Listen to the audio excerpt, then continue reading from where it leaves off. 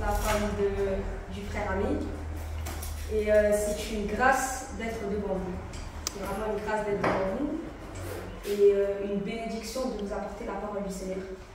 Je bénis l'Éternel pour la vie de son serviteur Julien. Parce que tous les chants dans lesquels il nous a conduits, c'est le message en lui-même. Donc on peut s'arrêter là et rentrer déjà béni. Amen. Amen. Donc le Seigneur veut nous conduire à travers sa parole par rapport au découragement. Par rapport au découragement, comment y faire face. C'est ça le thème de ce soir, de cet après-midi, c'est le découragement, comment y faire face. Alors très courtement, je vais me présenter. Comme je vous ai dit, je suis la sœur Béa. Et nous venons d'Alsace et ça va faire 4 mois que nous sommes à Toulon.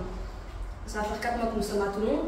J'ai donné ma vie à Jésus-Christ en juillet 2014. En juillet 2014. Et lorsque j'ai donné ma vie à Jésus-Christ, c'est pas parce que j'allais mal ou parce que je ressentais un besoin. Le seul besoin que je ressentais, c'est de connaître l'existence de Dieu. L'existence de Dieu, il y a un Dieu qui existe. Et qu'est-ce qui s'est passé tout au long de mon enfance? J'ai grandi dans un quartier, dans les quartiers les plus difficiles de Strasbourg. Et tout au long de mon enfance, j'ai grandi où j'ai côtoyé que des personnes qui étaient dans l'islam. Et c'était impressionnant de voir leur discipline, impressionnant de voir combien ils élèvent leur Dieu, impressionnant de voir comment ils sont attachés à Dieu.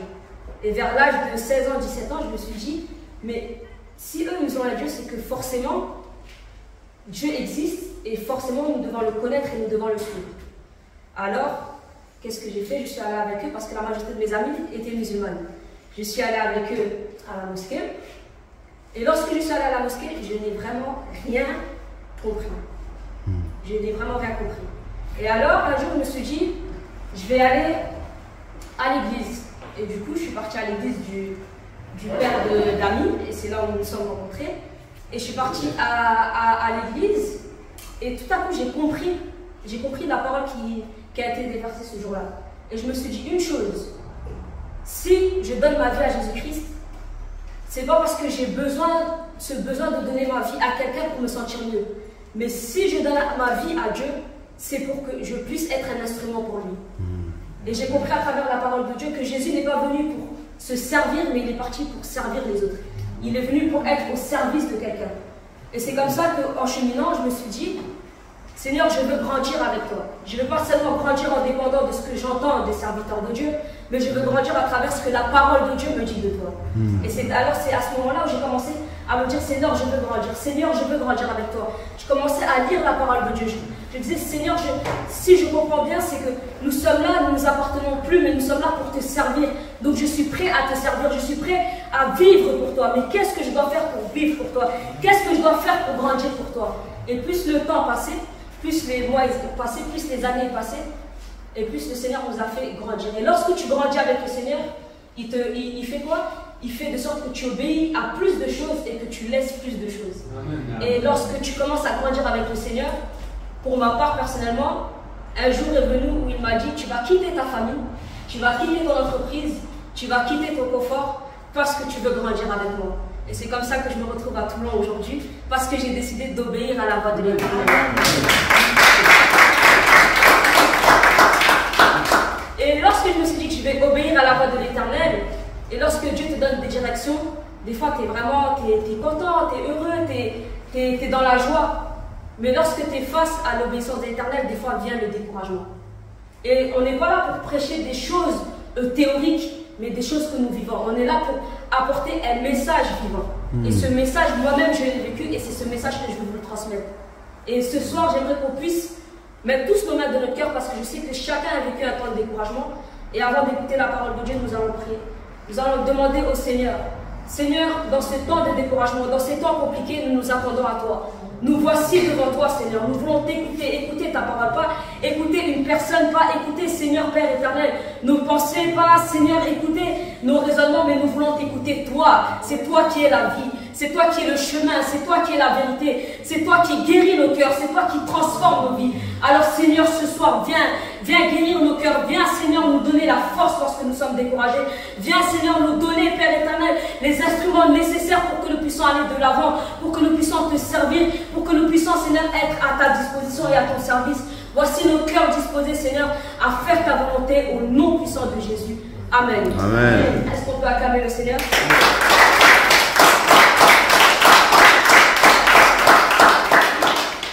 Alors comme j'ai dit, le message c'est le découragement, comment y faire face.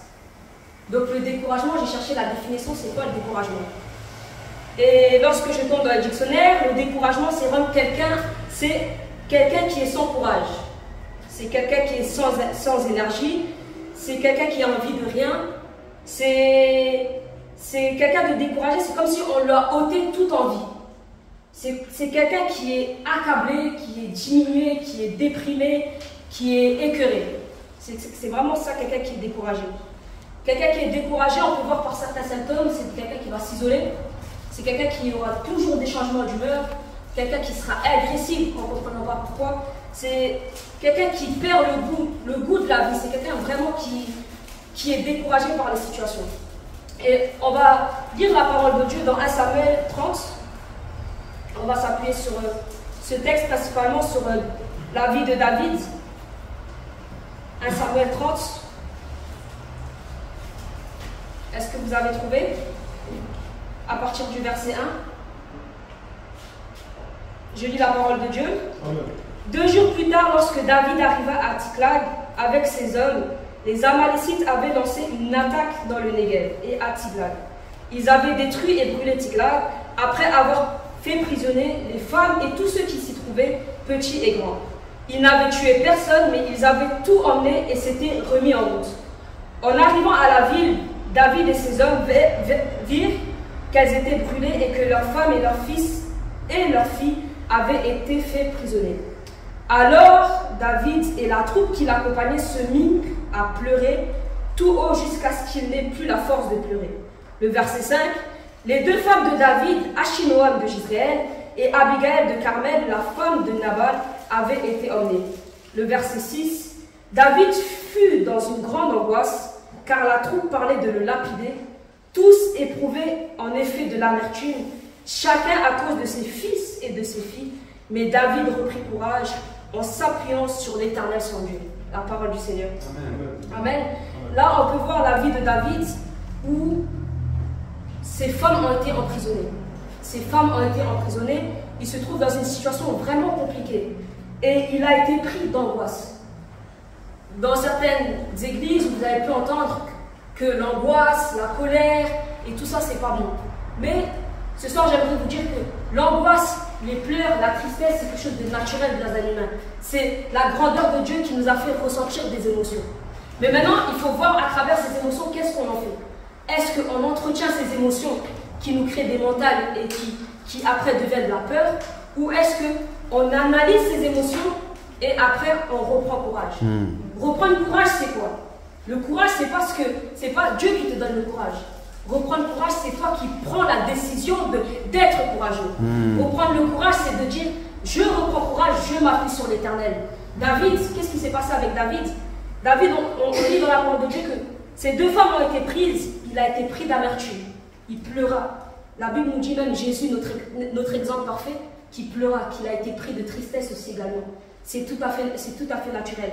Mais aussitôt que la Bible nous parle qu'il a été pris d'angoisse, aussitôt la Bible dit David reprit courage en s'appuyant sur l'Éternel son Dieu. Amen. Il nous arrive des situations où vraiment nous sommes découragés, que ce soit dans notre emploi, que ce soit dans nos vies de couple, que ce soit dans tout ce que nous entreprenons, il nous arrive d'être découragés. Et lorsque je suis venue ici, j'étais totalement découragée. Lorsque je suis venue dans la ville de Toulon, j'étais totalement découragée. J'ai fait presque 27 ans à Strasbourg. Je suis née à Strasbourg, mon mari est né à Strasbourg, ma fille est née à Strasbourg. J'ai tout vécu à Strasbourg. Nous avons même habité, lorsque nous sommes mariés, dans le même quartier où je suis née. Donc j'ai vraiment jamais quitté mon cocon. Et lorsque je suis venue ici, j'ai été découragée. Mais qu'est-ce que Dieu a fait? Qu'est-ce que Dieu a permis? Il a permis que je puisse rencontrer des personnes merveilleuses qui ont su me mettre dans un cadre, qui ont su m'apporter la paix, la joie, et ces personnes nerveuses, c'est vous qui êtes là ce soir. Amen. Amen. Vous pouvez vous applaudir vous-même. Voilà, et c'est à ce moment-là où je me suis dit, mais Seigneur, comment ça se fait que tu permets, je te dis que je veux grandir avec toi, mais tout me décourage. La vie me décourage, les personnes, je ne comprends pas leur mentalité, je ne comprends pas comment ça fonctionne, les magasins ils sont ouverts même le dimanche, à Strasbourg ça n'existe pas, tout est là pour me décourager. Mais le Seigneur m'a appris une chose, de compter que sur lui. Et il m'a fait comprendre une chose lorsque j'ai vu la vie de Josué. À Josué, il lui a dit quoi? Fortifie-toi et prends courage. Et non seulement il a dit fortifie-toi et prends courage, il dit je t'ai ordonné, c'est un ordre. Fortifie-toi et prends courage. Et lorsqu'on lit la vie de Josué, ou même lorsqu'on lit la vie de Salomon, lorsque David lui donne l'instruction du temple, David dit quoi à son fils? Fortifie-toi et prends courage. Souvent on dit aux gens bon courage. Bon, on ne comprend pas, c'est juste un slogan. Bon courage, bon courage. Lorsque nous allons au travail, on te dit bon courage. Mais le courage, c'est quoi? Et c'est ce que je me suis posé comme question. Chaque matin, je me réveille, ou quand j'arrive à me réveiller, quand mon mari part au travail, je lui dis bon courage. Mais c'est quoi le courage? Le courage, j'ai vu la définition, c'est le fait d'agir malgré les difficultés. Donc à partir du moment où il y a courage, il y a difficulté. Ça veut dire d'agir malgré la difficulté. Le courage, c'est la force devant le danger, la force devant la souffrance. Le courage, c'est s'opposer à la lâcheté, c'est s'opposer à la paresse. Être courageux, c'est surpasser ce que nous voyons. Et j'ai aimé ce chant que Julien nous a chanté. Même si les océans se déchaînent, je les traverserai avec toi. Bon, je ne chante pas si bien que toi. Mais voilà, c'est pour dire quoi que, quelles que soient les tempêtes, quelles que soient les difficultés, le Seigneur nous dit de prendre courage. Alors je me suis dit, comment faire face au découragement? Et là, je vais vous donner 4 points, très rapidement, de comment faire face au courage. Il y en a plein d'autres que dans votre méditation, vous pourrez trouver. Mais il y a 4 points qui me sont venus. Le premier point, c'est de consulter Dieu et de proclamer la parole de Dieu. Lorsque les temps deviennent difficiles, on lit dans 1 Samuel 30 toujours, la suite au verset 7. Qu'est-ce que David dit? Il dit au prêtre Abiatar, fils d'Achimélec, apporte-moi donc l'éphod. Abiatar le lui apporta. David consulta l'Éternel en disant, dois-je poursuivre cette troupe? Réussirai-je à l'attraper? L'Éternel lui répondit, poursuis-la car tu la rattraperas et tu délivreras les prisonniers. Amen. Qu'est-ce que David a fait quand il a repris courage? Il a tout de suite consulté l'Éternel. Et nous, des fois, nous avons eu l'habitude, ou dans l'église, on a eu l'habitude d'aller consulter un serviteur de Dieu, d'aller consulter l'église lorsque nous sommes fatigués. Mais au bout d'un certain moment, lorsque nous grandissons dans la foi, le Seigneur nous donne cette maturité de s'appuyer sur l'Éternel Dieu avant de s'appuyer sur les hommes. Et lorsque nous appuyons sur l'Éternel Dieu, Dieu te dira que ce combat, ce n'est pas ton combat, mais c'est le mien. Laisse-le de côté. Mais il y a un combat qui est le tien. Prends courage et avance et combat avec moi. La Bible nous dit, venez à moi, vous tous qui êtes fatigués et chargés, je vous donnerai du repos. Acceptez mes instructions. Non seulement je vous donnerai du repos, mais acceptez mes instructions et mon joug sera léger. C'est quoi le joug léger de l'Éternel? C'est lorsque nous donnons notre vie à lui, lorsque nous disons, prends mes fardeaux, prends ma fatigue. Prends mon mari, je n'en peux plus. Prends ma femme, je n'en peux plus. Prends mon travail, je n'en peux plus. Prends mon emploi, je n'en peux plus. Mon patron m'énerve. Prends ma situation, prends ma maladie, je n'en peux plus. Mais il te dit quoi? D'accepter ces principes. D'accepter ces principes. Et accepter ces principes, c'est tout simplement faire la volonté de Dieu. Et lorsque nous sommes dans la volonté de Dieu, nous combattons, mais nous combattons dans le repos parce que nous avons déjà la victoire. Amen. Lorsque nous combattons avec l'Éternel, lorsque Dieu s'occupe de notre situation, c'est plus nous qui combattons, mais c'est Dieu qui combat pour nous. Nous sommes juste courageux à proclamer la parole de Dieu. Mais comment nous allons proclamer la parole de Dieu si nous dépendons que des hommes? Ça sera compliqué. Quand il est minuit, 1h du matin et que tu n'as personne à qui appeler, lorsque tu es malade, tu ne vas pas tout le temps appeler le prophète, tu ne vas pas tout le temps appeler tel et tel pasteur. Il y a même des folies qui se passent dans les églises et que Dieu nous pardonne. Pourquoi? Parce que tellement les personnes dépendent des serviteurs de Dieu qui sont prêts à donner de l'argent juste pour avoir une parole. Et la parole peut être fausse, alors que la parole de Dieu ne mange jamais. Amen. Quelle que soit la situation, quelle que soit la difficulté, difficulté. Il faut que vous proclamez la parole. Même si les ennemis viennent, l'Éternel est avec moi. Celui qui est en moi est plus fort que celui qui est dans le monde. Amen. Celui qui est en moi pour rattraper moi. Celui qui est en moi me donne la paix. Celui qui est en moi est le courage. Celui qui est en moi est la vie. Celui qui est en moi est la solution. Celui qui est en moi est la résurrection. Et lorsque vous êtes comme ça, rien ne peut vous nuire. Amen. Vraiment, rien ne peut vous nuire. Je suis arrivé, la Bible nous dit de prier pour la nation, de prier pour la ville, de prier là où nous y sommes. Là où faudra la plante de tes pieds, c'est là où tu seras béni. Mais je suis arrivé, j'ai tellement insulté tout le long de ma bouche qu'un jour je devais me repentir parce que je me suis dit que jamais le Seigneur me bénira à tout le monde si moi-même j'insulte tout le long de ma bouche. Amen. Je me suis dit, Seigneur, tu veux que je te serve, je suis là pour te servir, je suis là pour faire ta volonté. Mais comment tu peux faire la volonté de Dieu si tu n'as même pas d'amour pour la vie? Alors c'est avec le temps que Dieu m'a appris à aimer la vie. Ma grande soeur Véronique m'appelle, m'a fait promener, m'a fait voir des choses extraordinaires, des crêpes que je n'ai jamais mangées. Ma soeur Manuela m'appelle. Non, j'ai trouvé une famille ici, j'ai retrouvé le courage. Mais pourquoi? Parce que j'ai pris la décision d'avoir le courage. Donc vraiment, vraiment bien aimé, le premier point c'est consulter Dieu et proclamer la parole de Dieu. Amen. Si Christ est en nous, nous sommes réellement libres, nous sommes réellement forts et rien ne peut nous nuire. Le deuxième point, c'est apprendre à vivre dans le contentement. Apprendre à vivre dans le contentement et la louange. Pourquoi apprendre à vivre dans le contentement et la louange? Tout simplement parce que des fois, il y a des personnes qui vivent des choses plus difficiles que nous. Des fois, il y a des personnes qui vivent des choses qu'on ne peut même pas imaginer. Là, peut-être la majorité d'entre vous, devant qui je suis, vous êtes plus âgés que moi. La majorité d'entre vous, vous êtes plus âgés que moi. Et je pense que j'ai pas grand-chose à vous apprendre de la vie. Mais quels que soient les âges que nous avons tous vécu quelque chose de compliqué. À la hauteur de notre âge ou à la hauteur de notre expérience. Nous avons tous vécu des choses compliquées. Et il y a des personnes qui vivent des choses plus compliquées que nous. Mais nous avons cette grâce qu'un jour, Dieu a tourné notre regard vers nous. Il nous a donné la vie éternelle. Nous avons cru en lui. Nous avons dit, ce n'est plus nous qui vivons, mais c'est Christ qui vit en nous. Amen. Nous avons accepté l'œuvre de la croix. L'œuvre de la croix qui nous dit, tout est accompli.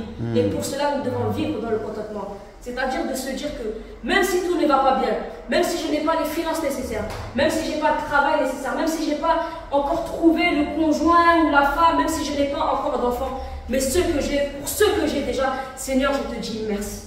Pour ceux que je vis, Seigneur, je te dis merci. Lorsque nous avons quitté Strasbourg, on avait un appartement vraiment, je pourrais même pas vous dire tellement, il était paisible, il était grand, il était magnifique. Dieu, par sa grâce, on a vu vraiment la main de Dieu lorsque nous sommes venus à Toulon. On a un appartement qui n'est pas comme celui où nous étions avant. Mais c'est un appartement qui est agréable, nous pouvons y vivre. Il y en a beaucoup qui n'ont même pas de toit. Et quand je suis arrivée, je me plaignais, je me plaignais alors que moi-même je priais que le Seigneur nous donne un appartement pour que nous puissions venir ici. Mais moi-même je me plaignais de l'appartement dans lequel j'étais. Et c'est là où un jour, au bout de 2-3 mois ici, j'ai tout fait. Je me suis plaint, j'ai arrêté de prier, j'ai tout fait, comme sauf faire demi-tour. Mais j'y étais presque, mais j'avais pas d'entourage pour faire demi-tour avec moi. J'avais juste un entourage pour m'encourager. Mais sinon, tout était propice pour que je fasse demi-tour et faire un petit tour comme si j'étais païen comme avant, ouvrir ma petite bouteille de whisky et me faire du bien, le temps de me calmer. Mais le Seigneur a tout fait, a tout permis que je puisse être entouré de personnes qui vont t'encourager et aller de l'avant. C'est pour ça encore je bénis la vie du prophète Wali, de sa femme et de vous tous qui êtes là. Vraiment, vous êtes vraiment un encouragement. Et pendant ce temps-là, un jour, mon mari est rentré et il nous a dit, bon, on va tous prier dans cette maison. Vous venez, on va prier, il était 23h. Et je me suis dit, on va prier quoi encore? Il est 23h, il n'y a plus rien à prier. Il m'a dit, non, on va prier, on va remercier le Seigneur. On va remercier le Seigneur pour cette vie, on va remercier pour tout ce qu'il nous donne. On manque de rien, on est en paix, on a un toit, on a de quoi manger. On va remercier le Seigneur pour cette opportunité qu'il nous a donnée d'être dans cette ville. Et c'est une grâce de pouvoir écouter le Seigneur. Il y a certains qui n'arrivent même plus à écouter la voix de Dieu. Mais c'est une grâce de pouvoir écouter le Seigneur et d'obéir à la voix de l'Éternel. Et donc on a commencé à prier, à dire merci au Seigneur. Et là, je me suis vraiment repentie. Et depuis ce jour-là, j'ai vraiment repris courage. Depuis cette prière-là, j'appelle ça la prière du contentement. J'ai repris courage. Et chaque jour quand on mettait la musique, vous savez, on est des bons vivants africains, aimant la danse, aimant louer le Seigneur. Et vraiment, chaque fois qu'on mettait la louange à la maison, on se sentait bien, on sentait vraiment la présence de Dieu.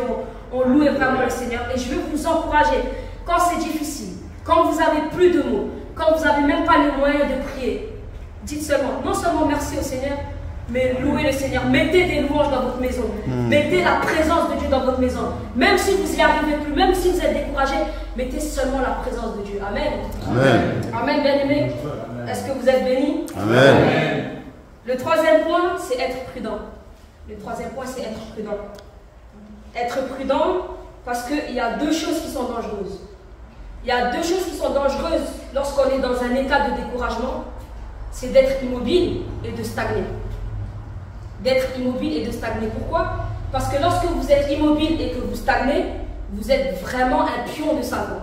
Vous êtes vraiment éligible à ce qu'il peut faire de vous un pantin. Vous êtes vraiment éligible à ce qu'il peut prendre de votre vie et faire ce qu'il en veut. Lorsque on est sans activité, lorsqu'on est oisif, lorsqu'on laisse l'amertume prendre toute sa place, Satan va faire de nous des choses même qu'on ne peut même pas réaliser.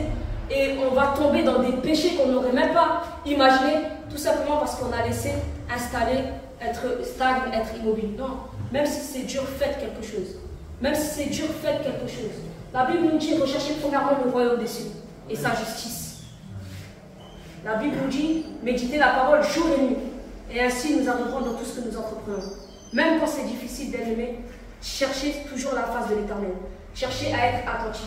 Il y en a un qui veut juste vous détruire, qui attend juste le moment occasionnel pour vous détruire, qui attend juste le moment où vous vous découragez pour vous détruire. Soyez vraiment vigilants, soyez vraiment prudents, lorsque vous sentez que vous stagnez, lorsque vous sentez que vous tournez en rond, lorsque vous sentez que à chaque fois le même découragement vient, il faut que vous preniez les mesures nécessaires, les positions nécessaires pour ne pas se laisser envahir par la tristesse et le péché. Lorsqu'on continue cette histoire de David, la Bible nous dit dans le verset 9, David se mit en marche avec ses 600 compagnons. Ils arrivèrent au torrent de Bésor, où ceux qui traînaient à l'arrière s'arrêtèrent. David continua la poursuite avec 400 hommes, tandis que 200 étaient arrêtés, trop fatigués pour passer le torrent de Bésor. C'est-à-dire, David allait pour délivrer, ils étaient 600, et après ils se sont retrouvés à 400 parce que 200 étaient fatigués.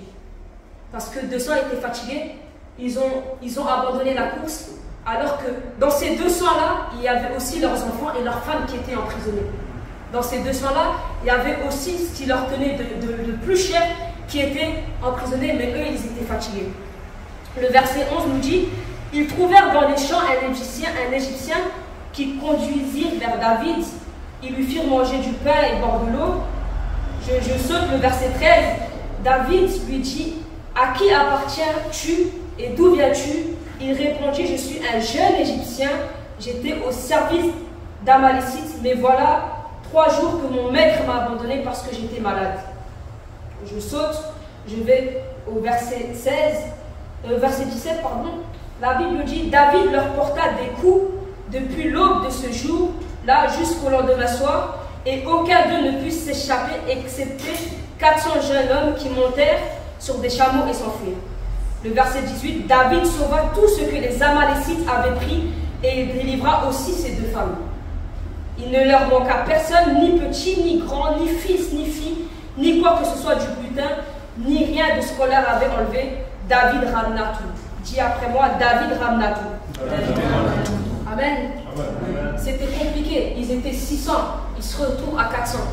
Bien aimé, dans la marche avec Jésus-Christ, des fois, il y aura la foule. Ne faites pas attention à la foule. Ne faites pas attention à lorsque nous sommes beaucoup. Ne faites pas attention à parce que l'Église va grandir demain.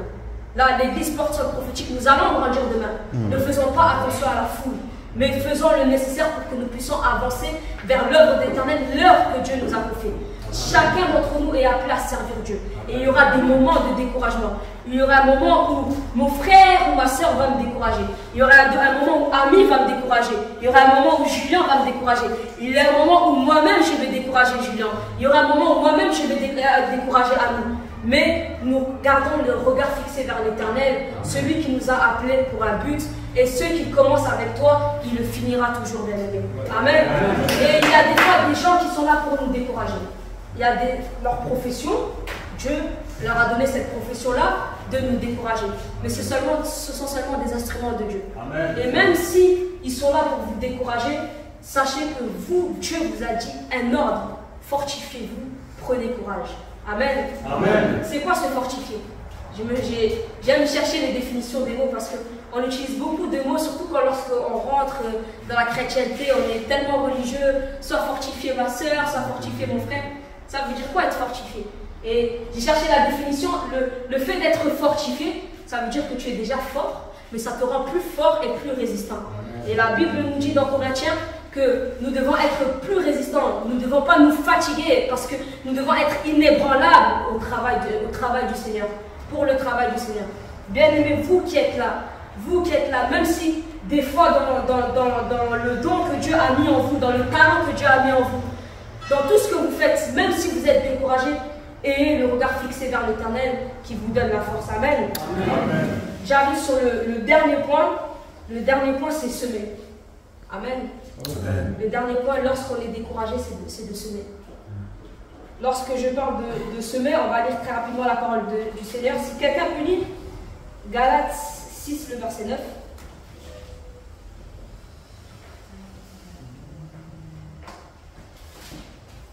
Si quelqu'un pourrait lire Galates 6, le verset 9. Galates 6, le verset 9. J'ai eu la parole de Dieu.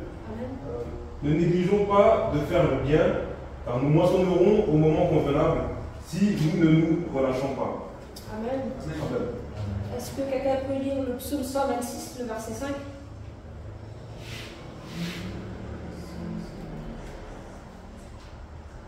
Le psaume 126, le verset 5. Ceux qui sèment avec larmes moissonneront dans la joie. Celui qui marche en pleurant avec un sac de semences reviendra avec joie en portant ses germes. Amen. Amen. Je vais lire dans la version parole de vie. La Bible dit: ceux qui sèment dans les larmes récoltent en chantant. Le paysan s'en va, il s'en va en pleurant, chargé du sac de graines. Il revient en chantant, chargé de sa récolte. Amen, bien aimé. C'est le dernier point, c'est semer. Semer. Et vous allez vous demander comment semer quand tout va mal. Il se peut que tu as des problèmes d'argent. Et là où tu vas semer, quand on parle de semer avec des larmes, c'est que tu ne vas pas voir ta situation à cause de problèmes d'argent. Mais tu vas prier pour tous ceux qui ont des problèmes d'argent. Tu vas prier pour tous ceux que tu connais qui ont des problèmes d'argent. Il se peut que tu aies un problème dans ton mariage. Tu vas prier, pas pour toi, mais tu vas semer dans la vie des gens en priant pour tous ceux qui ont des problèmes dans leur mariage. Il se peut que tu as une maladie que les hommes disent incurable. Tu vas prier, pas pour ta maladie à toi, mais tu vas prier pour tous ceux qui ont cette maladie-là. Tu vas prier pour eux. Tu vas dire: Seigneur, souviens-toi d'eux. Seigneur, bénis-les. Seigneur, guéris-les. Seigneur, transforme leur vie. Lorsque tu t'occupes des affaires des autres, le Seigneur s'occupe de tes affaires à toi. Amen. Mais si tu es fixé à tes affaires à toi, tes affaires ne vont que faire grandir. Il n'y a rien d'autre. Ce n'est pas une solution. Si tu es focalisé sur tes soucis à toi, tes soucis vont rien faire d'autre que de grandir. Mais si tu prends tes soucis et tu te dis qu'il y a mon frère et ma soeur qui a le même souci, ou si tu rencontres une difficulté, commence à prier, commence à semer dans la vie de cette personne. Il arrive où on a des problèmes de finances. La Bible a dit: celui qui sème récoltera. Tu as des problèmes de finances, mais il te reste un petit 5 euros. Ce 5 euros, peut-être tu vas aller au fast-food, tu vas manger un McFirst parce qu'il a 5 euros. Peut-être ce 5 euros, tu vas acheter des bonbons pour tes enfants alors que tu sais très bien que ce n'est pas bon pour la santé. Peut-être ces 5 euros, tu vas acheter ton tout et n'importe quoi. Mais tu vas voir quelqu'un dans la rue, un orphelin dans la rue, tu vas voir un SDF dans la rue, tu vas voir quelqu'un qui est dans le besoin. sème ces 5 euros dans sa vie-là, sème ces 5 euros-là, et Dieu se souviendra de toi. Sème dans la vie de ceux qui sont dans des difficultés, et Dieu se souviendra de vous. Bien-aimés, on ne vit plus pour nous. Lorsqu'on accepte Jésus-Christ, on s'appartient plus. Lorsqu'on accepte le Seigneur Jésus-Christ, lorsque nous décidons de vivre pour lui, on ne s'appartient plus. Et là, il y a une puissance derrière l'intercession.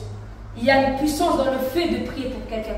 Et tu vas trouver la paix dans ton cœur. Tu vas trouver la paix dans ton cœur parce que peut-être tu ne trouves pas la solution, mais tu as la foi pour quelqu'un. Et lorsque tu as la foi pour quelqu'un, tu trouves le courage d'avoir la foi en toi. Parce que lorsque Dieu exauce ta prière à travers la vie de ton frère ou de ta soeur, tu te dis que s'il l'a fait pour l'autre, il peut le faire pour moi. S'il l'a fait pour l'autre, il peut le faire pour moi. Des fois, j'aime bien personnellement regarder beaucoup d'autobiographies. Regarder beaucoup de la vie d'autobiographie de serviteurs de Dieu, de personnes dans le sport, parce que le principe reste le même. Le principe reste le même, quel que soit le domaine d'activité. Et lorsque tu sèmes, bien aimé, tu récoltes. Lorsque tu sèmes, tu récoltes. N'attends pas que le prophète nous dise il faut ça pour le centre prophétique. N'attends pas que la prophétesse nous dise il faut ça pour le centre prophétique. Vous voyez bien, on a train de transpirer. Vous voyez bien, c'est compliqué. Mais la Bible nous dit recherchez premièrement le royaume des cieux. Lorsque nous nous occupons de la maison de l'Éternel, l'Éternel bénit notre maison. Lorsque nous nous occupons des affaires du Père, le Père va s'occuper de nos affaires à nous. Donc vraiment, je veux vous encourager à semer. Je veux vous encourager à semer de vos dons, avec vos dons, semer avec vos talents, semer avec tout ce qu'il y a en nous. Parce que demain, le Seigneur nous demandera des comptes par rapport à tout ça. Gardez vraiment le regard fixé vers l'Éternel, et l'Éternel s'occupera de vos fardeaux. Et pour finir, j'ai lu une petite histoire d'un papillon. J'ai lu une petite histoire d'un papillon. Et il y avait une citation à la fin de cette histoire que je vais vous partager. Et cette citation dit « Ne te décourage jamais. Au moment même où la chenille pensait que le monde était fini, elle se transformera en papillon. » Amen. Que le Seigneur vous bénisse. Amen.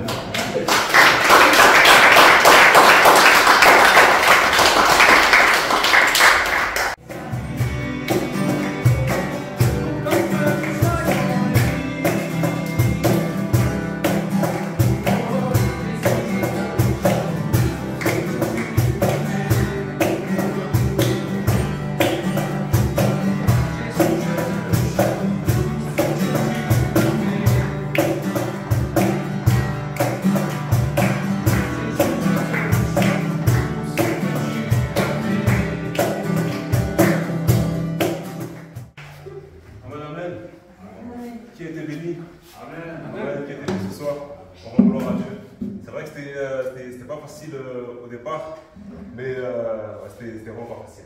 Un grand changement, le climat, les gens, comme elle a dit. Moi j'ai noirci. Ce qu'il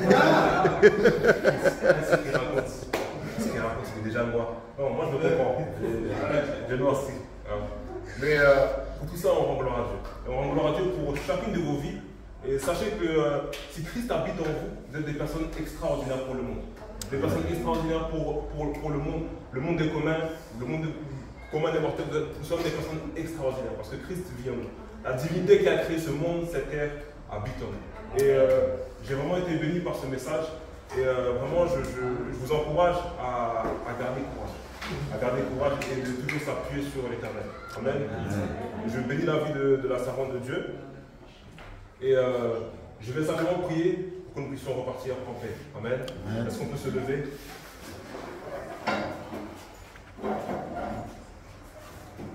Seigneur, je te dis merci. Merci pour ta grâce, ta miséricorde. Merci pour ta bonté. Quel que soit, Seigneur, mon roi, ce que nous sommes, quel que soit ce que nous avons fait, quel que soit, Seigneur, nos vies, toi, tu demeures fidèle. Tu bénis, Seigneur, mon roi, Père, sans compter. Tu envoies, Seigneur, la pluie et le beau temps sur les bons et les méchants. Tu bénis, Seigneur, mon roi, les vies des personnes, Seigneur, qui ne le méritent point. Et nous avons, Seigneur, mon roi, Père, accepté ta vie en nous. Nous ne le méritions point. Mais tu l'as fait par ta grâce, ta seule grâce. Seigneur, je prie, Seigneur, pour ton peuple. Seigneur, nous avons écouté ta parole et nous voulons garder courage en toi. Nous voulons faire comme David, Seigneur, mon roi Père, ce jour-là à Tsiklag. Et nous voulons nous appuyer sur toi seul, Seigneur, mon roi. Tu dis, Seigneur, mon roi Père, David se fortifia, trouva courage en s'appuyant sur l'Éternel, son Dieu, Seigneur. Et nous avons un Dieu qui est grand. Nous avons un Dieu qui est puissant. Et je sais, Seigneur, mon roi Père, que devant nos ennemis, devant, Seigneur, nos montagnes, Seigneur, mon roi, toi, tu es plus grand que Goliath. Amen. Seigneur, je te dis merci, Seigneur, mon roi, pour tout ce que tu vas faire dans nos vies. Merci pour tout ce que tu vas faire, Seigneur, mon roi, dans cette semaine.